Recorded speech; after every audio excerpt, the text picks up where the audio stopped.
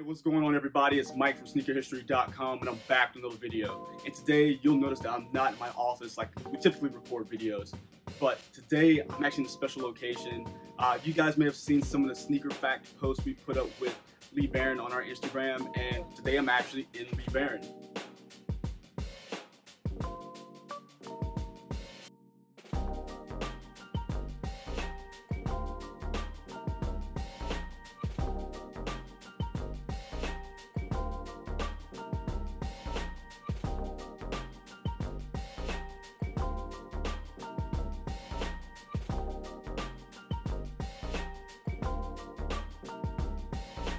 Now, this is a sneaker shop located outside of Houston, Texas, in the Huntsville area, and they've been really cool to work with. And when my guy AJ gave me a shout saying that he had something coming in that, you know, a lot of us missed the drops already, but just due to the pandemic, some things kind of sprinkle in later than normal, and sometimes a little patience will pay off.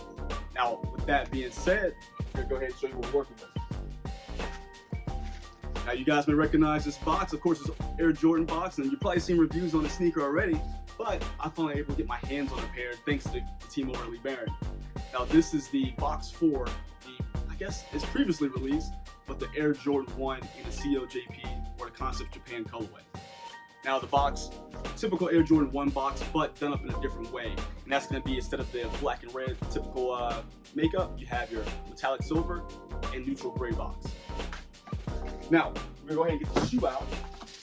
Talk a little bit about that. Now, the Air Jordan 1 Concept Japan was actually released originally in 2001 with only 2,001 pairs for the Japanese community. Now, the shoe came in a suitcase, and it's one of those sneakers. I mean, back in 2001, I was 12, so didn't really have much access to see, you know, those things overseas. And one of the ones I learned about as I got older and dug deep into all the Nike talks and all the different forums out there. Now we're, 19 years later? Jordan Brand has come back and has released these to the masses. Now, but there was one difference though. Jordan Brand still did release 2,001 pairs in Japan again, but this time they had a wider release to follow. Now, that 2,000 pairs that were released in Japan exclusively did have the suitcase again, but everyone else was treated to the updated box again with the silver and gray makeup. Now, of course, there would be a few differences here that you would typically see in the Jordan 1, mostly being that the nylon tongue tag is not there. It is a full leather tongue. That way you get that same feel as you did back in the 2001 pair. So these are pretty much kept up to that same material, same design. I don't see much of a change. The only thing I saw different is that it looks like, correct me if I'm wrong, note in the bottom, that the silver metallic portions on this retro are not reflective like the ones in the 2001 original pair. But with that being said, that's very minimal and not really that important to me, and I don't think really important to many people who have the shoes. They're just really excited to be able to get this in their hand. Now, the sneaker itself is going to utilize an upper that moves away from the typical, you know, tumbled leather or full grain leather on the majority of the shoe, and it goes give you a nubuck suede-ish, very short hair, low pile, so it doesn't look like it is going to get nappy at all.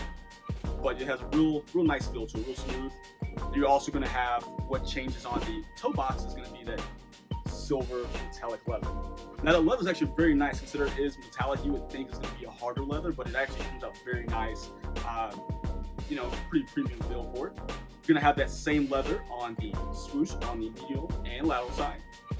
You're also going to have that same metallic leather on the heel cup and around the ankle area. Now, one big change you're going to see is that instead of having that D-Boss Air Jordan Wings logo, you're going to end up having a jewel logo right here. And that is one of those big things that just differentiated this release from a lot of, again, just typical GR Jordans. Now, the Jordan itself, it sold out just like any Jordan 1 would on the sneakers and all through, you know, any various raffles that are out there. And the prices on them now are, I guess, sitting around the 300 plus mark on the resale market. So again, it's very awesome that they were able to get their pairs in. Even though it was a little bit later, it just shows that you got to keep up with your local stores and don't rely on just big box stores all the time. So if I don't leave you guys with anything else, that is definitely one lesson you should know. Just make sure you're following up on your local stores, because you never know what they have, especially with the time going on now. Everything's just kind of out of whack, so make sure you check on the local stores. Make sure you're checking the Baron, because you just never know what's going to pop up. Now, one other portion of the shoe I want to show you guys is going to be the insole. Let me go ahead and have not laced these up yet, so I have to untangle it from the shoe tree. Let me see. Well, kind of tough to pull out, but we'll just do this for you. Let's get this out the way. You'll notice that the inside is going to have the COJP logo in there along with the Jumpman. So it has another difference you have in there, but everything's done in that neutral gray. Now, when it comes to the fit of this Jordan, I would say go ahead, true to size. I don't think there's anything different between this one and any other one that comes out. Stick true to size. I know the tongue's a bit different, little difference of materials, but other than that, I think you're working with the same shape. Oh, and of course, there's one more detail we didn't even touch on, and that's going to be the tongue tag on the back.